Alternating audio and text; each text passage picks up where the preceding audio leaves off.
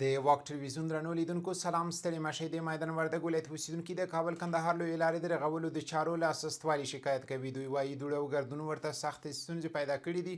هغوی له حکومت غواړي چې د دې لارې د رغولو چارې چټکې کړي.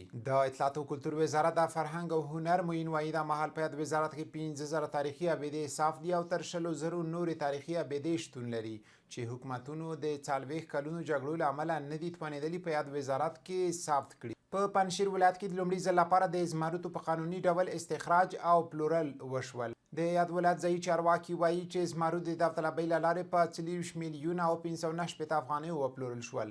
د پنجشیر له 2 کارونو څخه د استخراج شویو زمرودو د داوطلبۍ لپاره مراسم جوړ شوي وو چې قیمتي ډبرو سلګونه سوداګرو او کاروباریانو پکې ګډون کړی و.